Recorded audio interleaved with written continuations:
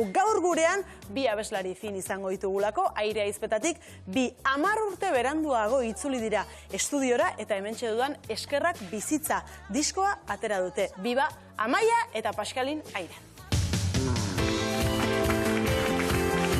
Arratxaldeon, bikote, ongi etorri. Horlaxe, bai, marrakoa, txaka. Txalean. Arratxaldeon, ongi etorri. Eseri lasai, zuen lekuetan. Atxaldeon hemendik ere, Beno, Amaia eta Paskalin, esan dugu zuen bigarrena da, Eskerrak bizitza, bigarren albuma. Zer moduzkoa izan da itzulera, zuen itzulera hau, Amaia? Ba, oraintxe atera dugu duela zenbait hilabete, eta gero badu ala ere urte segitu dugu ala ere kantaldietan, eta beraz hau bazuen boltia bat nahi ginuela atera disko hau, eta azkenean uste baino denbora gehiago pasatu dugu, eta ara, poliki. Poliki. Paskalin 5 kantu ikusten ditute hemen, baina ez dira kantu berriak, zuen kantaldietan kantatzen dituzuenak dira. Ba, hori da, badu aspaldi kantatzen ditugula, kantaldietan, eta Eskerrak bizitza kantua lehena nahi ginuen jadanik lehen disko hortan sartu, baina ez ginuen sartzen alizan. Ez ginen gu ere aski konbentzitua edo hartzen zuen maneraz. Eta beraz, kantu horik ez dira behiak eta kantaldietan ikusi gaituzten jendek entzuna dituzte jadanik kantaldietan. Baina nahi ginituen utzi txukun eta ongi emanak. Orain hor daude jasota, hor daude ongi emanak. Zergatik orain? Zergatik hartu duzue diskoa orain argitaratzeko erabakia, Amaia? Zergatik ez lehenago edo geroago? Ba, zergatik, denbora ere berbaita, eta gero kantuek ere, kantuen buru biltzeko ere manduko denbora ere. Eta azkenean ez ginuen egin nahi ere ahas konbentzitua izan gabe, guk egin nahi ginuen lan hortaz, eta gero guk gure kantatzeko maneran azkenean kantaldietan dugu gehien bat neurtzen borobildua dugun ala ez. Eta orduan kantaldiz kantaldi, pixkat gero egoiten ginen mintzatzen, eta berdin unek behar lukeola, edo behar ginuke bertzea hotz bat sartu, edo hola. Eta gero momentu batez azkenean iduritu zauku prest ginela, eta gero atseman dugu manera bai gojin, etxetik ez zuhun, grabaketa egiteko lagun baten etxean. Paskalin esan didazu lehen hor, jendeak azkenean esan dizuela, jendeak galdetzen zizuen diskoa ateratzeko eta grabatzeko? Galdeiten ez baitez bada, gainera uste dut disko gutxi dela orain, eta bainan, haunitzek gauza bera egiten dute, eta zendako hainbeste denboraren buruan ateratzen dugun, hori bai. Abestien bertsioak bat baino gehiago egin izan dituzue, eta adibidez diskoari izena ematen dion abestia bera, Violeta Parra abeslari txiletarraren abesti ezaguna da, ez da, Gracias a la vida, abesti horren bertsioa dela esango genuke. Behin baino gehiotan egin izan dituzue emakume sortzaileen bertsioak, Maia? Bai, ala da, eta nola egan, ez da, ohar gabean horiek gaituzte hain segur gehienik unkitzen, hasteko Violeta Parraren bertsio, edo jatorrizko kantu horrek haunitz unkitzen gintuen, aspalditik, eta gero, guk biztan dena kantatzekotan eskoraz kantatu behar bai ginuen, hitzak galdegin ginazkon ametsa hartzailusi, eta gero hitz horiekin ere kantu horren emaitean, oartzen ginen, gure aldetik interpretazioan ez ginela beti konforme egiten zuen, sortzen genuen efetuarekin batzutan, erritmoa pixkat azkartuz edo erreposkiago joanez, ahunt aldatzen du kantuaren interpretazioa. Eta ordean musikariarekin, eta azkenean orai atseman dugu manera bat gu haun iduriko horren emaiteko. Paskalin, zer du Julieta Parraren Eskerrak bizitza kantuak, Violeta Parraren kantuak, zergatik abesti hau adibidez? Egia gaiteko ez dakit. Pentsatzen dut, kantuz hasi ginenetik fite aipatzen ginuela kantu hori kantatzea. Unkitu gintuen, eta egia, iruditzen zait, aspaldi aipatzen dugula Bai, Baina, eta gero hitzak eskoraz behar, eta biziari buruz ere jaiten duena. Hori da. Hor, azkenean, bere biziaren azken urtean Hori da. sortu zuen kantu hau, eta hor emaiten duen hitzek duten indar hori, eta aldi berean ahas gauza sinpleak dira ipatuak, eta bon, gu egia gure kantuen autua egiten da beti lehenik hitzek duten zentzuaren arabera. Eta gero melodiak ere, biztan dena ahotsekin ere gustatzen zaigu lantzea, baina lehenik hitzek dute garrantzia. Salvadoren bertsoak ere abesten dituzue, Nigarra begian. Urte asko dauzkaten bertsoak dira gainera hauek, ezta? 50 bat urte edo izango dituzte. Bai. Ze sentitzen duzue gaur egun, 50 urteren ostean, bertso hauek abestu, oraindik ere balio dute, bertso hauek gaur egun?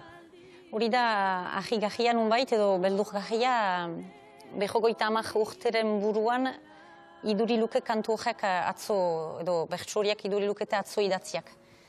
Eta, nunbait, penagahia da, ikustia gauzak ez direla biziki aldatu edo hobetu, alderantziz ere, okertzera doazela.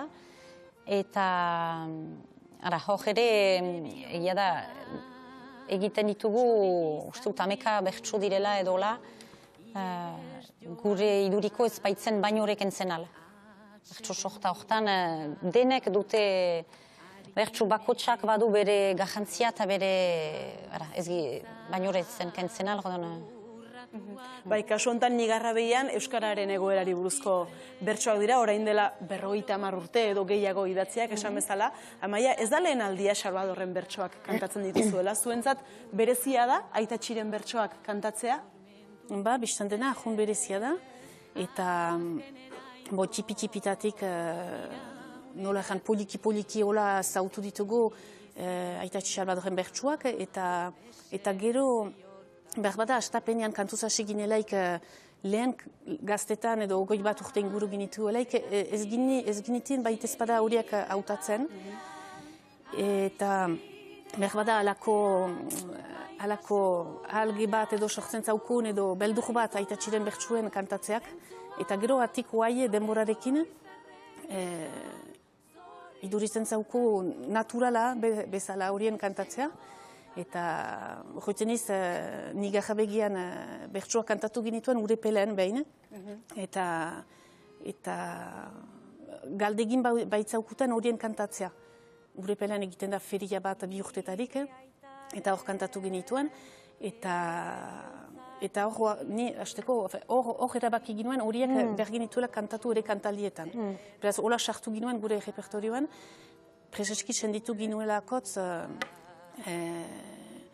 publikoaren partetik senditzen zutela ere kantatzen ari ginen hori, gainera egian ginen, eta egitaren zera hori hartzun horrek ere eman zaukun olako indar horik bertso horien kantatzeko. Paskalin, akapela abesten duzue, disko honetan ere, baina instrumentuak ere badira laguntzen, ezta? Nola izaten da aukerak eta hori? Nola erabakitzen duzue hau pianoarekin, hau gitarrarekin, hau eskusoinuarekin? Hor ere ez dakit, senditzen dugunaren arabera da unitz, eta hala ere badu zonbait urte orain kantaldietan, menturaz 15 bat urte, espada gehiaure, Sebastian de Granek laguntzen gaituela eskusoinuarekin, eta egiten ditugularik oren bat edo oren bat eta laurdenetako emanaldiak egesten dauku lana alare. Gero biziki maite dugu akapela kantatzea, atxe maiten dut beste indar bat emaiten duela, eta hor zinez da lehentasuna da hitzek emaitea, ez da bazterreko deuse hor. Eta baina kantaldi oso bat akapela egitea ez da eges. Beraz, hola hasi ginen emeki musikariari laguntzaren galdeiten, eta diskoan gero lagundu gintuen ere, diskoaren dako lagundu gintuen gure gitarrista lagun batek, Julien Labatek ere. Ez da errex esaten duzu, Paskalin, Amaia, ez da errex agian entzulearen zat edo zuentzat ere, ez da errex zuek ere behar duzue tartezka laguntza? guk behar dugu eta gero, egia da guk kantaldietan ere egia da badakigu entzulei ere lan bat galeiten dugula. Zeren eta beti hautatzen ditugu bertsu sorta kasiko soak eta orduan iraupen aldetik ere badu, baina azkenean autu bat da eta publikoak onartzen du, segitzen du, ohartzen gira ere, jakin mina ere sortzen duela batzuen gandik, ez palima dituzte osoki ulertzen bertsu sortak edo, eta beraz, nola egan, zentzua hortan atximaiten baitugu, atxikitzen dugu formatu hori. Aurten edo, garai honetan, bereziki erronka bat bilakatzen da, baita ere ez, bizitugu gutxi gora bera musikaren inguruan, makroespektakuloa edo halako makrokontzertuak, artifizioak, horrelako espektakuloaren bilatze garai kulturalean gaude, eta zuek aldiz proposatzen diguzuena da hitzaren garrantzia, ahotsaren melodiaren soiltasuna, instrumentu batzuekin argikatuta, benetan erronka bat da hori gaur egunez. Badakigu ez girela biziki modan giren kantariak, baina asumitzen dugu, eta hala ere atsemaiten da jende bat, hori atxikia dena ere, ikusten dugu, eta hori apreziatzen duena, eta gero denetaik behar da ere, eta azkenean bada lekua uniz gauzen egiteko hemen, ene ustez, eta atik guretako ez da inbertze erronka bat da hori egin dezakegu edo deus ez. Orduan hori da gure estiloa, beraz hortan ari gira. Ez dugu bilatzen bertzen gisa egitea edo olaz, eta elitaike untxaterako, bertzen kopia batean sartzen bagina, eta orduan azkenean erronka bat baino gehiago guk egia jaiteko ez gira hortarik bizi ere, beraz, egiten dugu maite duguna eta gure autuak dira ahun libreak, zenta azkenean kantu zartzera galdeginak balimagira jaskonten gira, eta ez balima da ez da, eta entzina, eta mila gauza badaiteko ere, eta baina erronka bat, bai nola egan, gu atxikia gira hori, ordean egia nahiko ginukela izan dadin espazioa hola kantatzeko manerak iraundezan. Amaia eta Paskalin, gurasoak, zuek bai ama musikaria, korrespaldin magode, ez da? Eta aita bertsolaria, zuek hortik jaso duzue, zuen kanturako afizioa? Dudai gabe, Horrek eragina izan du, zuen gan? Etxean beti kantuza ari ginen. Beti kantuz eta aita bai bertsularia, ama kantaria ere, aita ere, eta gero ostioan ez dugu egan, baina Mariainez Gorostiak hori irratiko langilea, guk irratia goizetik ahats piztua ginuen etxean. Eta Euskarazen gutikia ginelaik hori ginuen bakarrik hori zen Euskaraz, eta irratian kantua haunitzen zuten genituen. Eta gero usaia ginuen bai kantatzeko, bai aitarekin eta amarekin. Eta oroitzen dituzue txikitako kantuak, ze kantu entzuten zinuten edo kantatzen zinuten txikitan, zerekin hasi zineten?